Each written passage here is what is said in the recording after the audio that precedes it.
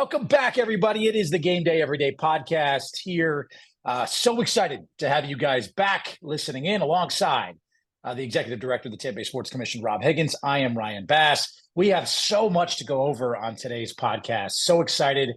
We have gone bananas officially yet again here in the Tampa Bay area. What an incredible weekend it was with WWE and Royal Rumble and Raw. We got the NCAA in town. We'll tell you why they are here visiting our beautiful community and, of course, highlighting some of the best and brightest from our Sneaker Soiree. But we begin, Mr. Rob Higgins, with this beautiful Valentine's Day, which I just wanted to say, I love you very much, my friend. Happy Valentine's Day to you. And I hope you have a very, very special night planned for Miss Casey Higgins, because she deserves the world, my friend, on this Valentine's Day. She definitely deserves the world, but when you get to this many years of marriage, like every day is like Valentine's Day with me. So it doesn't become any different. It's just we say every day is game day, every day is Valentine's Day. So there's no doubt she's in for a great evening, just as she is every evening. You're so good at this. I could definitely use more of your advice down the road for these, because you're just a beautiful rendition of how to celebrate Valentine's Day every day, just like game day every day. This is why I love you, Mr. Rob Higgins.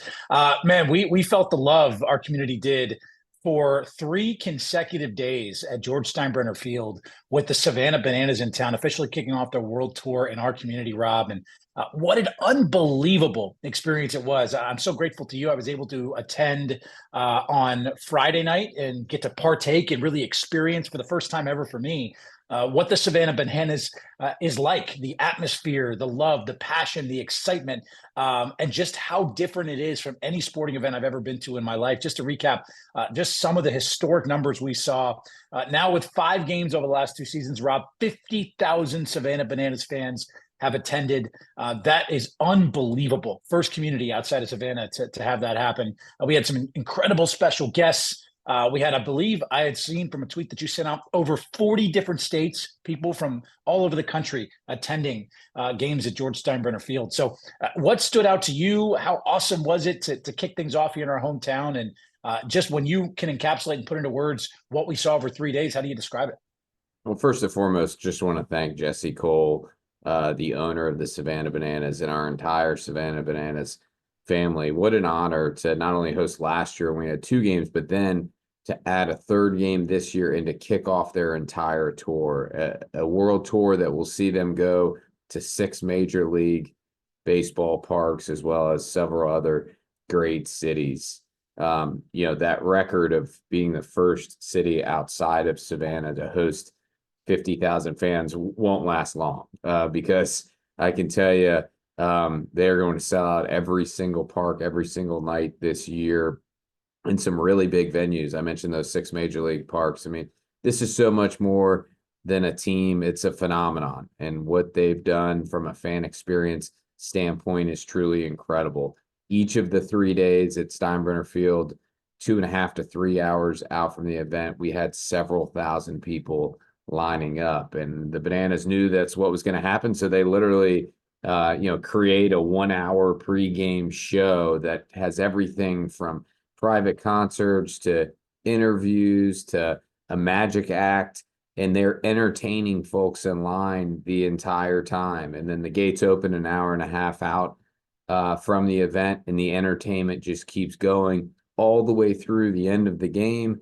And then another hour and a half after, with their fans out on the plaza and the team entertaining them, signing autographs. I mean, there was just so many cool stories behind the scenes. I mean, one of my favorites was Jackson Olsen, who is one of their bigger household names, huge on social media, was literally, while the team bus is trying to pull out to go back to Savannah on Saturday afternoon, he's still doing TikToks with some of the fans that were asking him to do it. So just, little things like that. I love to see some of the other things as kids go up and we'll ask a player for their autograph, and the Bananas player will say, only if you'll give me your autograph first. And kids will remember that forever, and they're building fans, one fan at a time. But the numbers are getting up there. I mean, last year they entertained 750,000 fans across their world tour. There's no doubt they're going to eclipse a million and many more. So it's just really an honor. We feel like we have gotten in on the ground floor of a stock almost, that's going to skyrocket, and it has already skyrocketed in a really profound way. And we're just fortunate to have such a great relationship with Jesse, Patrick, Jared, and their whole team. I've mentioned this on previous episodes before, but we had an opportunity to interview Jesse Cole on, this Game Day Every Day podcast. I believe it was episode 10 of the podcast. It was actually. So if you have a chance to go back and check that out, episode 10. We're here on episode 21, by the way, but episode 10 has that interview. And Rob, take me through, because I still find it fascinating. I mean, they kicked off their world tour here. It's such a great relationship they have with our city and the fans here in our city. How did you get a chance to meet Jesse? Because I know that was kind of facilitated by one of our own Team Tampa Bay members here as well. Walk me through that process and just how this all came to be, because our community now has such an affinity with the Savannah Bananas, unlike any community before it. It was probably 2.5 years ago or so. Joey Johnston, who has been a long time Team Tampa Bay historian, has wrote for both the Tampa Tribune and the Tampa Bay Times, and then now he does so many great pieces for our website, as well as covering USF athletics and all of Team Tampa Bay. He actually was hired by the Bananas to help with writing one of their books, which, if you haven't read any of their books, they're incredible. And Jesse does an awesome job telling the story and taking you behind the scenes, and they're certainly worth reading. And Joey, I think, saw some similarities in the way that we think and thought that we would hit it off, and introduced us, and we really just ran with it from there and started talking to both them and the Yankees, which I want to thank the Yankees and Steinbrenner Field for the amazing job they've done in the partnership over these last 2 years. And so, from there, we really just started rolling and talking and finding ways to be able to partner together. And it started with the 2 games last year, led to the 3 games this year. And there's no doubt we'd love to be able to work with them well into the future. There's different intangible value when it comes to hosting these events. I mean, you look at the Bananas, for example, we'll look at things from an economic impact standpoint. We're diving into the numbers, but you mentioned over 40 states. We actually had 43 states come to visit. I talked to a guy after the first night that was from Australia here for the game. We're looking right now and studying the zip code analysis for the ticket purchasers. And I can tell you the data is really impressive in terms of the number of visitors that they attract. So you've got that economic part. Then you look at the social impact aspect. Jesse's wife, Emily, has helped create this social legacy initiative called Bananas Foster, and it's promoting foster care. And every day at the event, they honored foster families and really helped promote the importance of foster care. And then the marketing visibility. I mean, you're talking about the most followed team of any level when it comes to baseball across social media. And the fact that we kicked off the tour was really by design. That was really important to us, because you're not just talking for a week about the Savannah Bananas. They were talking about their entire offseason and really over this last month leading into it, versus when you're like stop 2 or 3 or 4 or 5 or 28, where you have a city right in front of you. So we wanted an extended runway. But then the last piece, so I talked economic impact, social impact, the marketing impact. It's the ability to learn as well. And so for us to be behind the curtain of the Bananas and see what's made them so successful, and to study their fan experience and see if there's ways to roll it in to our future events and look at it from a totally different lens than we've looked at it before. I think that's another huge benefit of having the opportunity to work with them and become such great friends with their team. You can learn a lot, even just from a fan perspective of going to the games, right? I mean, I kind of alluded to, I referenced it too as I was kind of explaining to some of my friends that didn't get an opportunity to go. It's like it's kind of like TikTok for sports. Like every couple of seconds, there's a new engagement going on between a song or a dance or fireworks or a surprise guest. And I think it truly encapsulates and invigorates and provide such a shot of energy to the people in the stands that are experiencing this. And you could see too that the cool thing that I thought, Rob, is the players love this. Like they get into it. They enjoy the fact that I mean, I think it was the one point that I had noticed when a foul ball was caught by a fan in the stands. All the players ran up to that point in the stands to like celebrate with them. That kind of interaction, that kind of personal touch, is unique in sports, and I think it's so cool that they're able to do that. As we look back, just final thoughts here, Rob. Was there a moment to you that stood out? I know there were some special guests between Nick Swisher and John Cena that were able to be a part of it. Is there one moment, and I know there was a ton of them, but is there one moment maybe to you that stood out above the rest? It's hard to pick. What's so wild is there's literally every player on the field is doing something on every play, and so you miss so much of it. So I've really enjoyed this week following along on social media and seeing all the stuff that I wasn't able to catch because I was either consumed with the event or watching something else. So I mean, it's hard to pick one. I love the Nick Swisher entrance with his daughters. I think that was just so cool, and it really speaks to the family aspect of it. I love the way they honored those foster families. The John Cena deal was epic, and now seeing this week the behind the scenes of Jesse surprising the team with it. I mean, I think it's just all of those different things combined, and then just some of the other just smaller anecdotal moments that took place. Standing there talking to a guy from Australia that had come to see this, it just was like mind blowing how fast this thing has been built and how much people have gravitated towards it. So all in all, I mean, I think could be 1,000 moments that you pick throughout, but all of them were really special. And again, we just were honored and grateful to the Bananas for the opportunity again. Excited to kick things off, and we will hold on to that 50,000 record as long as we can, Rob, before some other city steals it from us. But we were the first, and we can claim always that we were the first. Awesome to have Banana Land invade Tampa Bay, and cannot wait for the next opportunity to host them here in our hometown. A couple of weeks prior, Rob, it was WWE Mania that was invading our hometown between a sold-out Amalie Arena for Raw, between a sold-out and record-setting crowd at Tropicana Field. It was quite the weekend that we embarked on. 48,044. That was the record for a dome stadium for the Trop in terms of a crowd attendance. I know the atmosphere was electric. I talked to some folks that had mentioned no issues, no problems.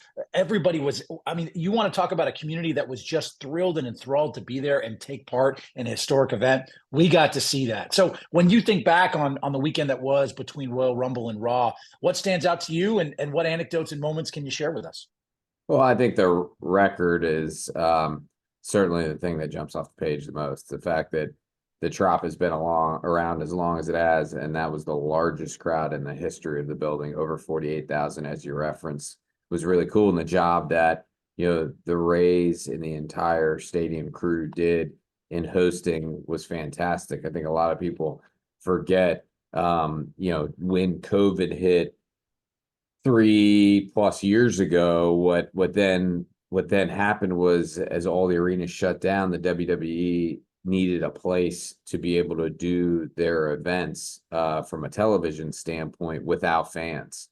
And the Trop really stepped up and served as their home for a residency of sorts. And between them and Yingling Center, I think WWE had about a 6-month run right here in our hometown. And so I think between that and then us hosting WrestleMania 37 with limited capacity as well, WWE really wanted to get back to this community. And you look at the fact that the number of superstars that live here, all those different things.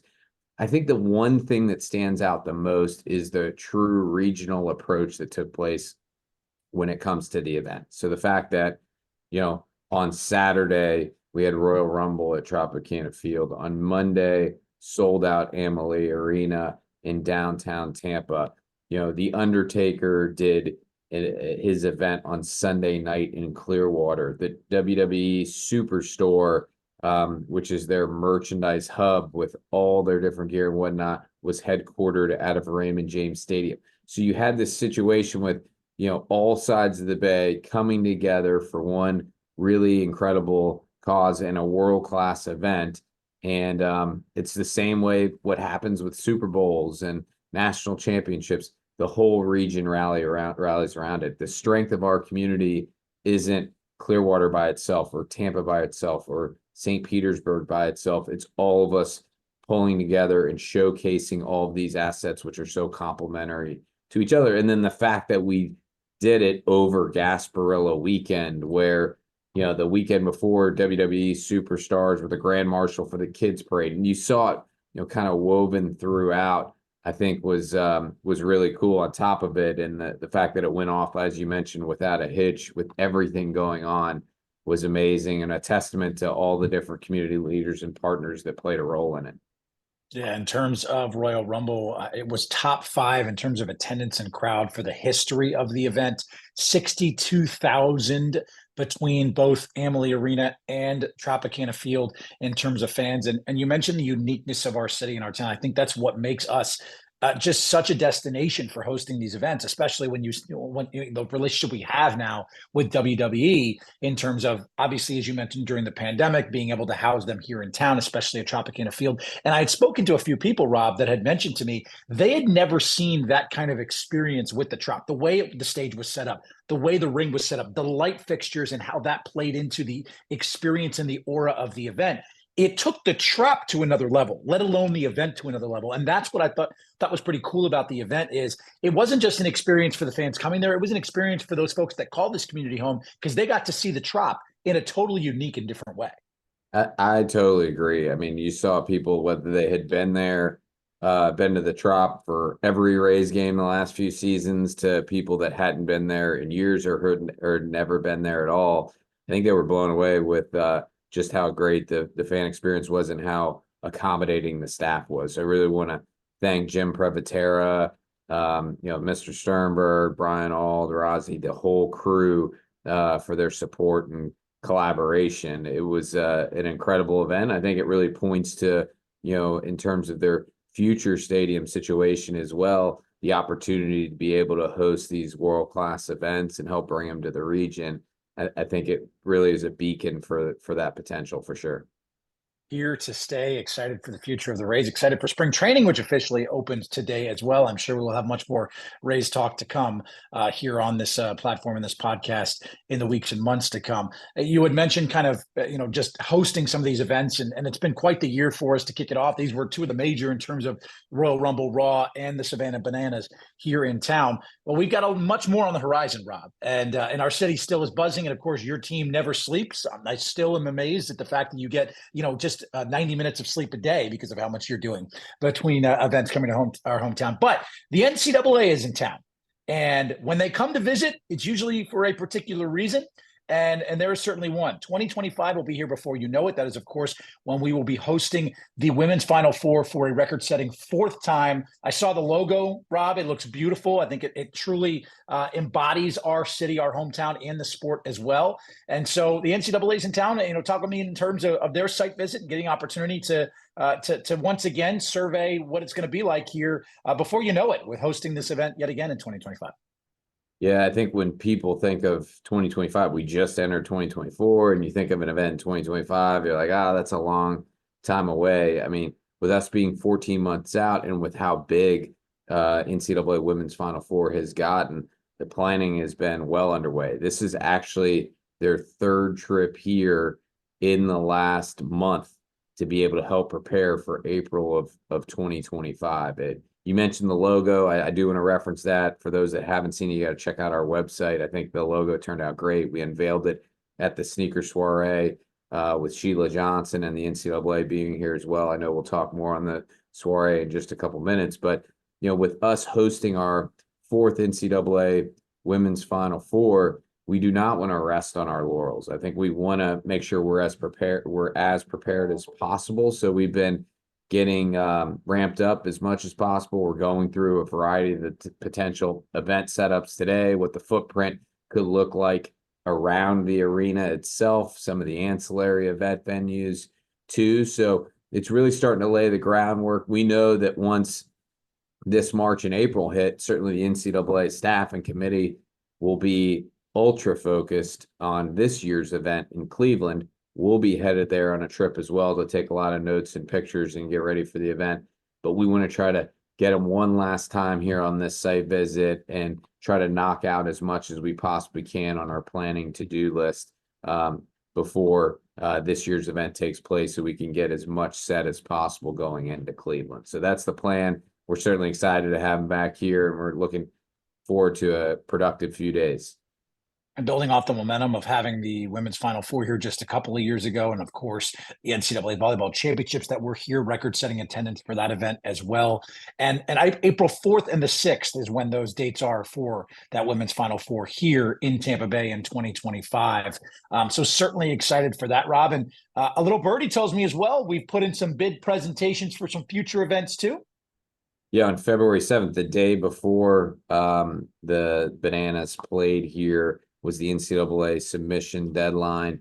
So we've submitted bids for a variety of different events, I would say, highlighted by the success of the 2023 NCAA Frozen Four, as well as the 2023 NCAA Division I Volleyball Championship. We're naturally throwing our hat back in the ring on each of those, as well as a variety of other Division I and Division II events. I mean, we've just had this fantastic partnership with the NCAA, have loved playing, and playing the role of host for a variety of their championships with a true focus on student athlete experience. So we've got our bids in. We're certainly excited about the potential and look forward to trying to continue this great momentum that Team Tampa Bay is on.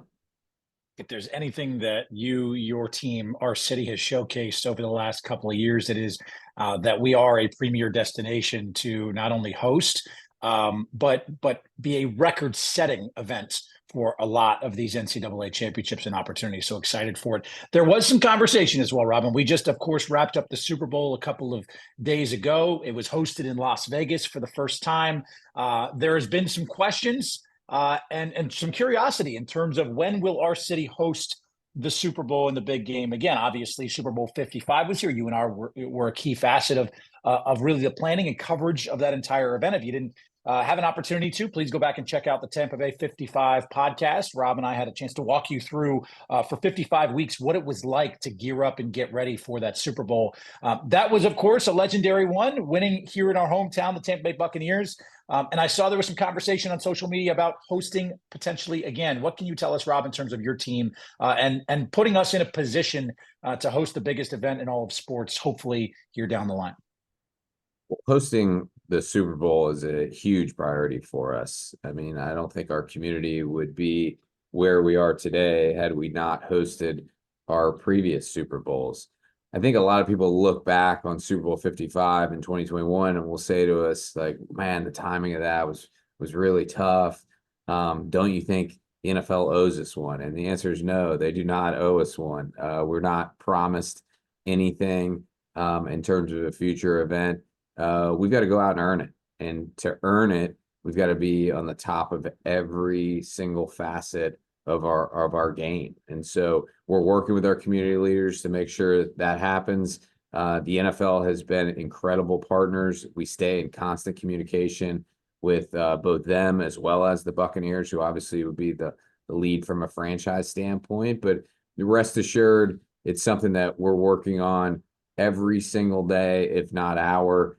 We know the importance of hosting the Super Bowl and have seen so many benefits from it. The fact that only 3 cities have hosted more is a huge calling card, and I really think it speaks volumes to just how special our community is. But as I mentioned when I talked about from an NCAA standpoint, we can't just rest on our experience or our resume. It's about the experience that we can create. Certainly starts with the stadium. We've got to make sure the stadium is in tip-top condition, and then branches out to our hotel situation, our ancillary event venue situation, any and every aspect of it throughout the overall hosting package. So we're really focused on making sure we're positioning ourselves as best as possible so that we can make another run at hosting our 6th Super Bowl, certainly sooner rather than later. Coming up in 25, 26, and 27, it'll be New Orleans, San Francisco, and Los Angeles that will host the Super Bowl. So 2028 and beyond, hopefully we'll get some good news. And I know you and your team are working diligently to put us in the best position to host that big event here yet again, hopefully in the future. All right, Rob, Sneaker Soiree was quite the event in January. It obviously is something that we've done each and every year. This was our 12th annual to highlight some of our community champions and really celebrate the sports scene here in Tampa Bay. But for the first time, Rob, it was held at the Seminole Hard Rock and Casino in Tampa, which was an amazing backdrop. I unfortunately did not get the opportunity to attend this year. It is literally the saddest thing that I've had in my 2024. Magic and Heat had me hosting for that game. But to kind of watch it and see how you all were able to blend in, the Hard Rock into the heartbeat of what you guys do for the soiree. It was certainly an event that I know you will never, ever, ever forget, Rob. It was a special evening. I mean, we're still smiling from it. I also want to specifically say, while you blame it on being a scheduling conflict, I would really want to thank the Seminole Hard Rock Hotel and Casino Tampa security team for making sure that they kept you out. I'd given them your headshot beforehand. They were very diligent in making sure that you never set foot on premises. So thanks to them for that. But in all seriousness, we really appreciate the job they did, in the first year to have an opportunity to host the event at their special event center was incredible. We got a lot of great feedback from it. It was our 12th year of doing it. It's been sold out every single year. It's never gone to public sale. I mean, the community leaders and partners that buy the tables in support of local youth sports programming just step up every year. So there's never an opportunity for us to take it out to the public, but certainly we try to do a great job on social media covering it. There were so many inspirational stories that I know we're going to touch on a few of them specifically, but as we went through that night, I mean, it truly was a roller coaster of emotions, highs and lows, trials and tribulations, and we wouldn't have it any other way. This is an incredible community with Team Tampa Bay, and I think it speaks volumes to just how special it is when you have the folks that came out that did and to join us that night. I mean, from Titus, who kind of served as a co-MC, and Sarah Walsh, who is Team Tampa Bay's own and does a great job, to Rondé and Brooks and Booger and Fred McGriff and Tino Martinez, Josh Lowe, Nick Paul, Sergey from the Lightning, the John Cooper. I mean, it was an incredible Byron Brown, Coach Golish. I mean, I hate to name names on it all. Mike Penix. I'm trying to just go through all of them in my head. So nobody gets left out, but I'm sure I'll inevitably leave plenty out. I mean, you just don't get those type of superstars all in the same room unless you have this cohesive community that shares an aligned vision, and that's what we have here. So it was an awesome night, really celebrating another fantastic year for Team Tampa Bay, and it was buoyed by an incredible run of heartfelt stories and inspirational heroes. And you mentioned some of those, and if you check out our YouTube channel, Tampa Bay Sports Commission on YouTube, you can check out some of those stories. I want to highlight two of them in particular. One of them was one of our community heroes. That would be Mason Fox, a local youth hockey player here in our area, battling leukemia. And it was really, really cool to see how Lightning star Mikhail Sergachev was helping to lift up Mason and his family during his cancer battle. Take a listen to this feature on our community hero, Mason Fox.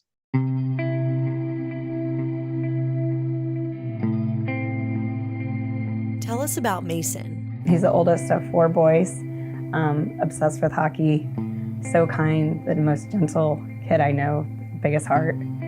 February, March, he started getting sick more often. Kind of got he got strep. He had an earache. We just took him to the walk-in, and she's like, his ear looks fine, but his heart is accelerated. You might want to go to the ER, kind of check, keep an eye on it, because it's accelerated. I can't give you medicine for possibly like an inner earache, even though I don't see anything, because it would increase his heart even more. And then that Monday, he just happened to have his yearly checkup with his pediatrician, and so we mentioned it to him, and she's like, well, he does look pale, and it's kind of signs of maybe being anemic, so let's just do some blood work. I bet it's just low iron, and he'll be good. And it was the following Monday. She called, and she's like, everything's out of whack. We don't know what it is right now, but something's definitely going on, and it's not anemic. My sister is an ER nurse, and she's like, just take him to the ER. They can repeat all the labs, and they'll get you answers, instead of waiting for days. We went, and we got there around 6 that night, and at 1 a.m. on April 27th, he was diagnosed with leukemia. Being a firefighter, the fire community really rallied around us. Him playing hockey, the outpouring from them has been amazing. We've had teams from the east coast of Florida that we have no idea who they are reach out to us and sending us cards and stuff and telling them that they're supporting him. And during his first couple of weeks in there, Mason asked me, he goes, Daddy, what do people do that don't have a fire family or don't have a hockey family? And I said, they're probably alone. And in the hospital, Mason says, you know what? Well, when I beat this, I'm gonna help those people. I'm gonna help those kids, I'm gonna help those families. That's Mason. After hearing this story, Mikhail Sergachev, Mason's favorite player, surprised him with a visit and a day he and his family will never forget. Hey, Mason. How's it going, buddy? Nice to meet you. What's up, guys? You guys want to come outside and play some street hockey? Yeah. Mason? Yeah? So what are the teams? You decide. Me versus everybody else. I don't know. Oh, it's just, okay. So Mason was by himself, scoring goals, dangling guys. But then, he got a little bit tired, obviously, can't play by yourself. It's a team sport. So I teamed up with him and we destroyed his brothers. So it was great. Woo! Wow. It was beautiful. I mean, really just amazing to see, the boys, the smile. all of them, just the biggest smiles through the whole thing and just having fun doing stuff that they love. Boom. You like that? Yeah. Yeah, welcome to the team. It's all you, buddy. I don't know what to think. Good job. It's amazing. Moments like this really let us know that there's still an end in sight, and there's normalcy to be had, happiness to be found. So stuff like this really helps. Definitely helps. It's amazing. The journey. It was a lot of fun for me, and I'm glad that I came and met their family and Mason. It was a great experience, and I'm glad I could make somebody's day like that. Rob, I'm not sure there was a dry eye in the entire room, hearing the journey of Mason and being able to truly honor and champion Mason Fox. What was just take me through the emotions of and obviously you know a lot of other folks that we are going to champion and highlight here, but the emotions of that and how proud you are to honor Mason Fox as a community hero. I mean, he's such an inspiring kid. I mean, a lot of people don't know this, but he actually had been in chemo the night before and left treatment that day to then come to the ceremony. He's in treatment the day after and is hospitalized now. And he just is an incredible fighter and somebody that is inspiring us every day and somebody that we're praying for every single day. After he accepted the award with his family, it was cool on a couple different levels. You had Titus that then surprised him with a custom championship belt because of him being the true champion that Mason is. And then after that, Mikhail Sergachev came up and surprised him in person as well. And so I just love to see how Team Tampa Bay rallies around these kids, because these kids, I mean, they are in the fight of their lives and showing so much courage and inspiring all of us. So we want them to know that, we're all behind them and fighting with them and supporting them as much as we possibly can. It was incredible. And again, so happy that we were able to honor and champion Mason Fox. One of the cooler surprises of the entire night, Rob, was our Leroy Selman Lifetime Achievement Award, which went to a very familiar face and a huge, huge friend and personality of Team Tampa Bay. In 1976, the Tampa Bay Buccaneers selected defensive end Leroy Selman as their first ever NFL draft pick, immediately becoming a critical figure for the defense. Selman was a fan favorite within the Tampa Bay community. His philanthropic and humanitarian efforts continuously garnered Selman notoriety by the NFL and his peers for his efforts, being named a regular contender for the NFL's Man of the Year award. After punctuating his Hall of Fame playing career, the Tampa Bay icon remained an active participant in the community, with a seat on the Tampa Sports Authority Board, and played a foundational role in building the University of South Florida's athletic program as its athletic director. Now, honoring its namesake, the Leroy Selman Lifetime Achievement Award recognizes an individual in Tampa Bay who demonstrates a lifetime's work of exemplary support for the Tampa Bay sports community. This year's award winner has no doubt followed in Leroy's footsteps, personifying his on and off the field spirit.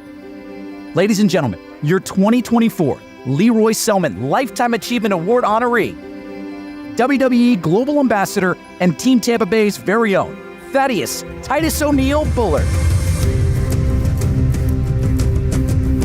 To win an award named after Leroy's name truly is the biggest honor. We're fortunate to have had a handful of individuals that have walked in his same footsteps and carried on his legacy. When I think of those, certainly I think of Thad Bullard. Leroy Selman was known as the gentle giant. The way that he impacted the community overall, and then individuals as well, to be the best that they can be, really symbolizes Thad and what he does for our city.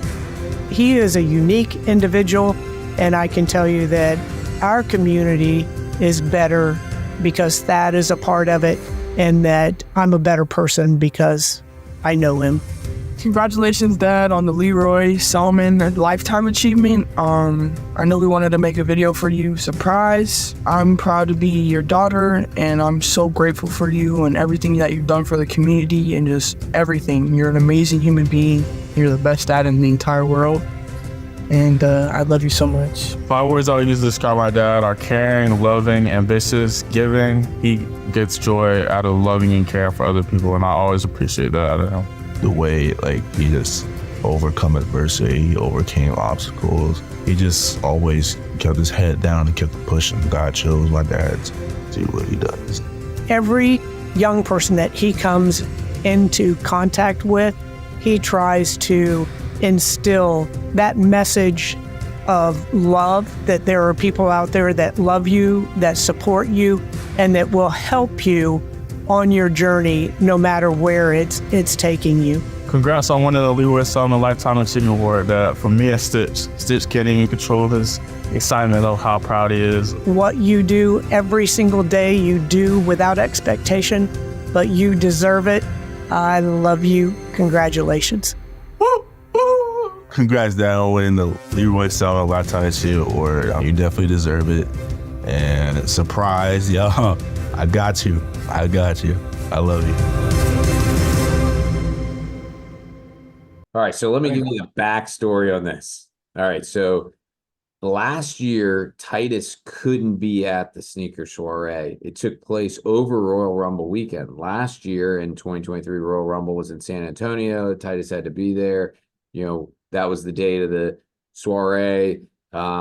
We did this whole bit where he literally throws me off the pirate ship into the water. It was my favorite part of last year's soiree. Watching Titus throw you it was my least favorite part of last. It was my favorite part for sure. Soiree. It was I still think I have pneumonia from it. And so after that, we had the big show, Paul White MC, and I think that Titus, seeing all the pictures and video of me and the big show, I think he had FOMO, like a legit case of FOMO. So he says to me, well, like next year I want to be really involved and help you with all these videos and do all this stuff. I'm like, hey, I'm in. Like, I love doing this stuff. And he and I are why we play the frenemy part a lot and are bitter rivals. We're still actually at the core great friends. And so we go and we shoot a bunch of different vignettes that really they played throughout the show. I mean, it was like Hangover, like with the casino theme, and there were some pretty good vignettes that went throughout. But as we kept doing this stuff and as we rehearsed our on stage stuff, Titus would say to me, like, man, if I keep, really working hard doing this stuff, is there any chance, like you guys would honor me at some point? Like, how have you guys not honored me? And he was like playing into the fact that we knew all along that we were going to honor him. And we had a second set of scripts. We had alternate endings and closings, and like we're rehearsing stuff that's never going to happen because we're going to end up surprising him. So at the very end, the close was supposed to be me coming out in like a Hard Rock server outfit and serving him a drink. So he calls for the drink and says he's a little parched, and I walk out without the outfit on. He starts to like look at me funny, and then I bring in Leroy Selman Jr. to announce the award and play the video, the audio you just shared. And for the first time ever, I mean, I've known the man probably 12, 15 years. We finally had Titus speechless, which was the absolute best and something I wish could happen more often.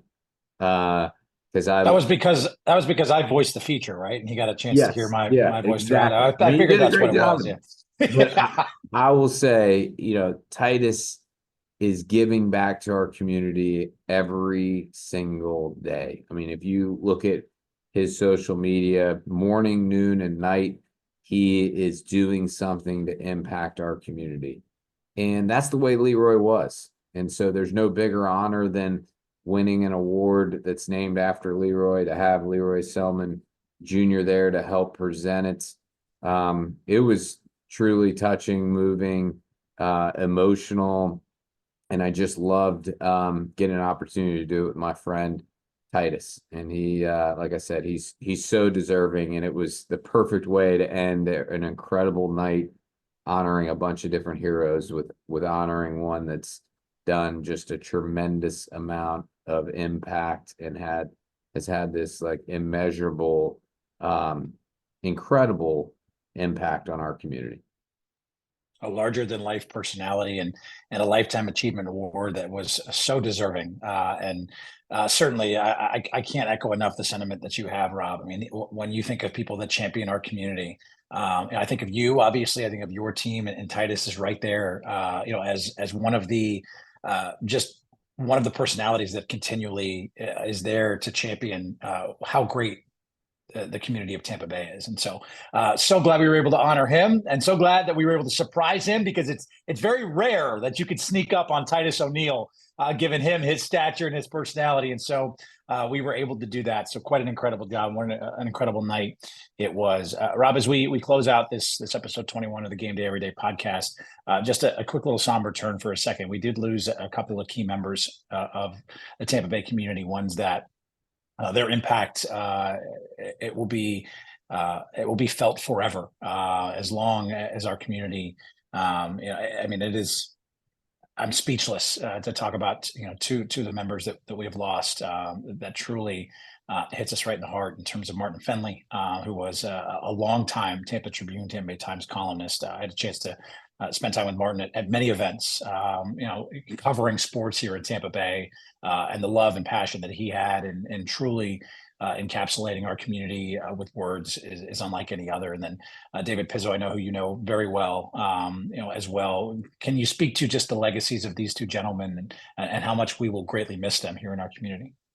Well, it's hard to do that, and I could never do it justice. But you look at Martin, and just how thoughtful and funny and authentic and kind. He was everybody's friend. I mean, I look back, after the day that I got the news on his passing, I went back and, just reread some of his articles. And he just, I mean, he was a genius that really did an incredible, I mean, an artist, a genius. He was able to paint a picture with his words and tell a story. And whether you agreed with his take, whether you disagreed with his take, you were consumed by his take. Like, he just was one of those infectious people that had a true knack and was a master at his craft. I was so fortunate to spend a pretty good amount of time with him. I've had lunch with him a handful of times. I had been interviewed with him, and he was always just himself. And I think I wish, I know it's not the way life always works, it's the way that life should work, that he could hear all of the positive things that people have been saying about him. I think he's just so revered, especially in his industry, and all of his, former teammates at the Tribune and the Times, and, people that got to know him early on.